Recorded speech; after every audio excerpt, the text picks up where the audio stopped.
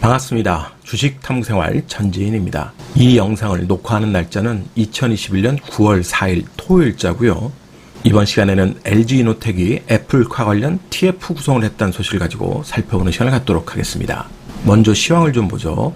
뉴욕 증시가 고용 충격에 따라서 다우존스와 S&P 500은 마이너스로 마감했고요. 반면에 나스닥은 또다시 종가상으로는 사상 최고치를 썼습니다. 8월에 비농업 부문의 고용이 시장의 예상치는 72만 명 정도였어요. 하지만 이번 발표에는 23만 5천 명 증가로 그쳤기 때문에 사실 고용 쇼크라고 볼 수 있죠. 72만 명 대 23만 명. 대단히 큰 부진을 보였는데 그럼에도 불구하고 시장에서는 오히려 고용 충격이 테이퍼링이 늦춰질 수 있다. 이런 기대감에 나스닥은 또다시 사상 최고치를 썼습니다. 정말 대단하죠. 하지만 이건 이제 미국 시장의 상황인 거고 국내 시장은 언제든지 외부 변수에 의해서 수급이 악화되면 상당히 또 변동성이 확대될 수 있습니다. 그 부분을 우리가 염두에 두면서 항상 추격 매수가 아닌 원하는 자리에 분할 매수, 분할 매도하는 전략을 활용하는 것이 정말 중요합니다. 그러면 오늘 주제인 애플카 관련해서 살펴보죠. 애플카가 최근 한국에서 접촉을 시도했다. LG전자, SK이노베이션이 시장에 관심을 받고 있는데요. 대만발 소식에 의해서 이런 것들이 전해졌는데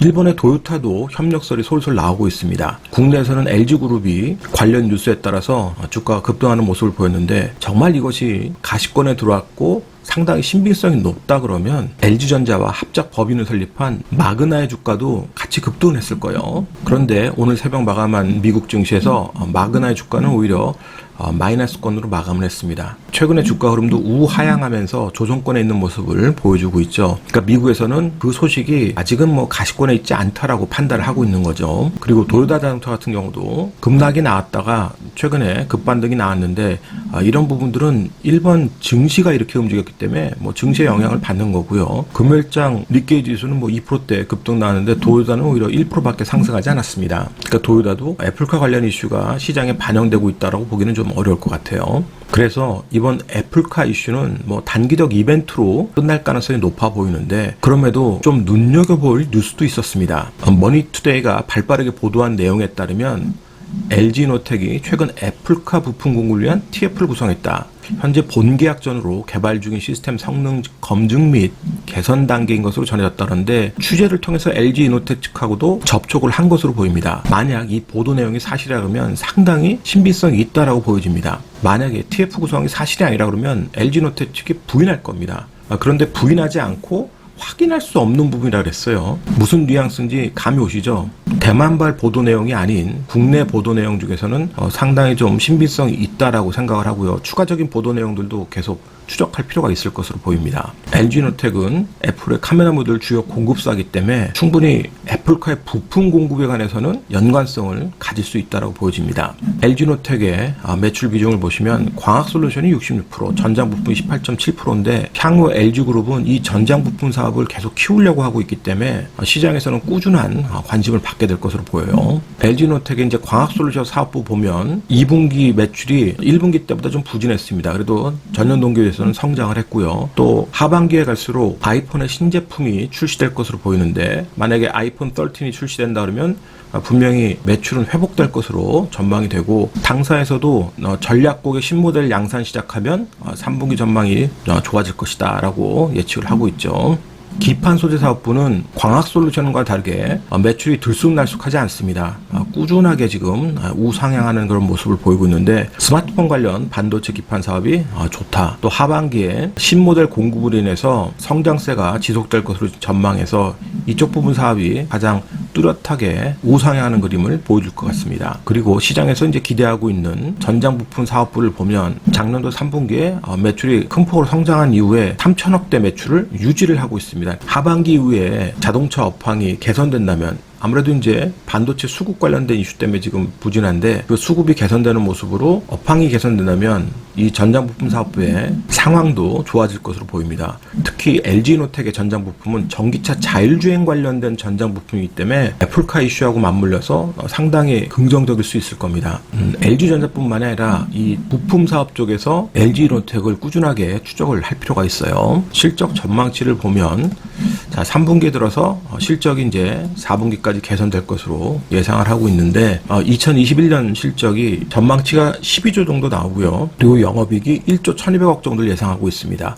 내년도도 이 정도는 할 것으로 지금 보여지는데 영업이익이 1조대인데 지금 시가총액은 5조대란 말이에요. 그래서 하반기에 아이폰 이슈가 나오면 충분히 수급이 개선되면서 신고가를 도전할 가능성이 얼마든지 있습니다. 그래서 지금부터는 LG노텍을 꾸준하게 관심을 갖고 보실 필요가 있는 거예요. 그러면 차트를 통해서 주가의 위치와 전략을 살펴보겠습니다. LG노텍이 금요일장 애플발 이슈 나오면서 수급이 들어왔고 장대 양봉을 만들려고 했는데 윗꼬리가 좀 길었습니다만 영망체형을 만들었습니다. 아무래도 고점에 물려있는 자들이 많기 때문에 매물 쏟아지는 건 당연하죠. 이 매물을 소화하는 게 쉽지는 않았을 거예요. 시가총액이 최근에 반등했는데도 5조대입니다. 그러니까 고평가라고 볼 수 없다는 거죠. 오히려 저평가 영역에 들어갈 수 있을 겁니다. 그래도 수급이 중요하기 때문에 최근에 외국인들이 계속된 매도세는 부담스러운 거죠.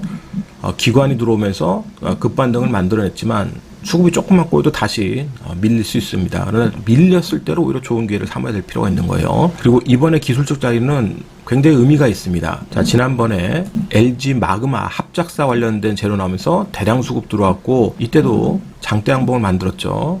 자, 조금 크게 보죠. 이때 주가의 흐름을 잘 살펴보세요. 장대 양봉이 나왔는데 윗꼬리가 길었습니다.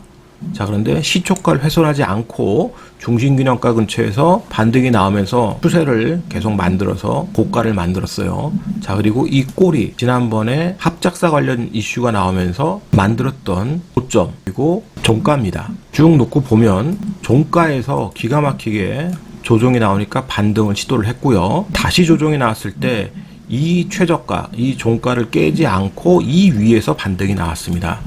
그러면 이번에 애플발 이슈가 단기 이벤트성으로 끝나서 다시 조정이 나오게 되면 이 박스권 약 19만 3천 원에서 20만 4천 원 여기에 있는 박스권 안에 만약에 LG노텍이 들어올 수만 있다면 하반기를 노리는 투자자들에게는 아주 좋은 매집 구간이 되는 거고요. 그렇지 않고 이번 애플발 이슈의 수급을 보고 단기적 트레이딩을 할 분들은 중요한 자리는 역시 시초가죠. 금요일장의 시초가를 종가상으로 깨지 않는 상태에서 수렴하면서 움직인다 그러면 단타로 매매할 수 있는 기회를 얻게 될 거고요. 충분히 빠른 시간 안에 이 고점, 다시 전 고점을 도전할 수 있는 수급이 반영이 될 겁니다. 그런데 종가상으로 이 시초가가 깨지게 되면 다시 또 수급 역전이 나면서 단계별로 떨어질 수 있어요. 그러면 단계별로 떨어질 때는 하반기를 기대하는 투자자들에게는 전략적 분할 매수 구간이 되는 거고 단타할 분들에게는 단타 이슈가 떨어졌기 때문에 일단 빠져나왔다가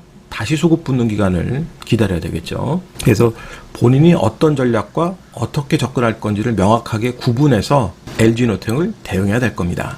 오늘자 한 줄 요약. LG노텍 애플카 이슈는 덤이다. 이 영상이 도움이 되셨다면 좋아요, 구독하기 부탁드리고요. 저는 다음 시간에 또 뵙도록 하겠습니다. 고맙습니다. 전재인이었습니다.